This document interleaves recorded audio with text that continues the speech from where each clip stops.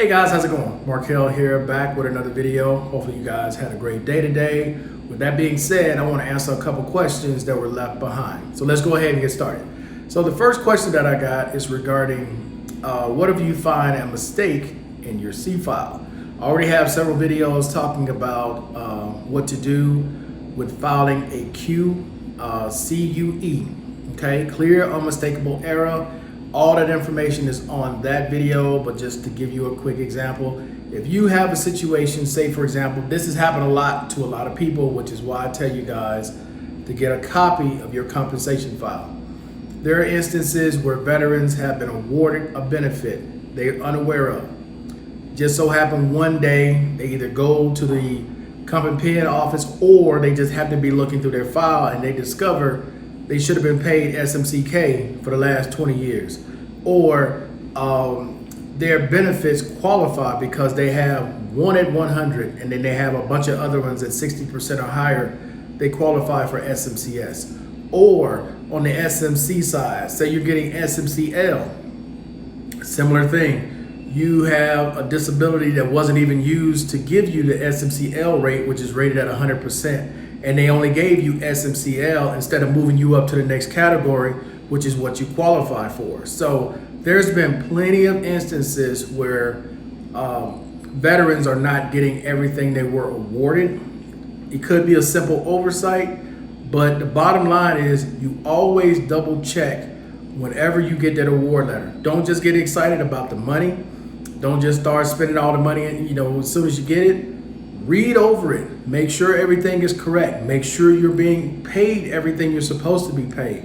Make sure all the benefits that are supposed to be for your dependents are on there. There's too many times, man, when things get overlooked, we get too excited about getting awarded the money and we never take the time to go back and reread that award letter to find out what other benefits we're entitled to.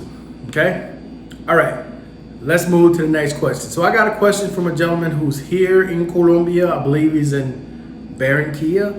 And he had a question about the VA paying his bills. I'm assuming he means automatically. So they're never going to just pay a bill automatically. You have to still send that bill in. But the key thing to when you are sending a bill into the Foreign Medical Program, I suggest that you contact them and make sure you're following everything that they need, because the last thing you want to do is send something to them. They send it back and say, well, this is not correct. We need you to redo this entire thing. So I always tell you guys, contact whatever department it is you need to contact. Speak to someone there and make sure whatever process that they're looking for gets done right then and there. You get all the stuff that they ask for done. That way you're not messing around with anything else, okay? Go ahead, contact them, make sure, what do you need? Okay, what kind of billing code do you need for this? You need the receipt, what else do you need? Okay, is there a form I need to fill out? So on and so forth. Because again, if you just on your own decide to just send them something, they could turn around and say, nope, you need to fill out this form with it. They send it right back. That further delays you getting reimbursed, okay? Last thing, guys, I'm gonna mention, because I got asked about this, and I'm gonna speak on this real briefly, okay? And then I'm just gonna stop talking about Colombia and Medellin like I did on my other channel, completely on this channel, and go back to just talking about VA and Social Security. So with the travel update here in Medellin, Colombia, all right, because there's a lot of confusion.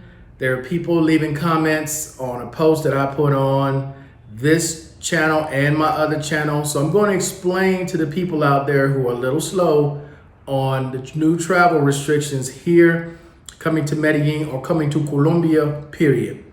So recently, as of December 14th, and Howard, you were correct, I thought it was the 15th, but no, it's the 14th. Colombia now has a travel restriction moving forward starting on December 14th, where you need to be fully vaccinated. Now, they do have two exceptions for two different groups. I'm going to explain this very slowly because there are some people out there, like I said, that are totally confused. So there are two groups. And the first group is Colombian citizens and foreigners who are legally residing in Colombia. Let me explain what legally residing means. That means you have an ID card that you are currently living in this country. If you fall in that group, you only need a PCR test 72 hours before your flight if you have not been vaccinated. I'm going to repeat that. In the first group, which is Colombians and foreigners residing legally in the country, not foreigners who are here 3 months, leave, you're still a tourist. Not foreigners who come 6 months, leave, you're still a tourist. Foreigners who reside here full time, have an ID card, legally have status to be in the country, that's also in this group. Okay, let's move to the second group. The second group would be tourists and business people. So if you're here, you have to leave within 6 months, that means you're a tourist, all right? In this group, you need at least one vaccine shot and you need a negative PCR test 72 hours before your flight. I'm going to repeat that because there's someone out there saying, oh, well, you only need a negative PCR test to come to Colombia. Wrong. You need one vaccine shot and you need one negative PCR test 72 hours before your flight. Why would they want you to still get one shot? Well, because here you need a vaccine card to damn near do anything.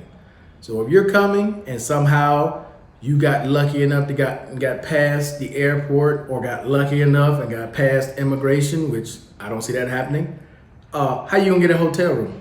Because most hotels at that point are going to require what? The vaccine card. Restaurants, bars, clubs, movies, anything else you can think of, you're gonna need that vaccine card, okay? Even the mom and pop spots, starting in January, supposed to require that vaccine card.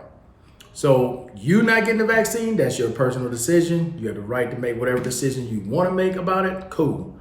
But if you wanna participate in a lot of things moving forward, especially going into 2022, you're gonna get that shot. Or you can become a hermit and stay at home or stay in whatever situation you're living in, and I wish the best to you.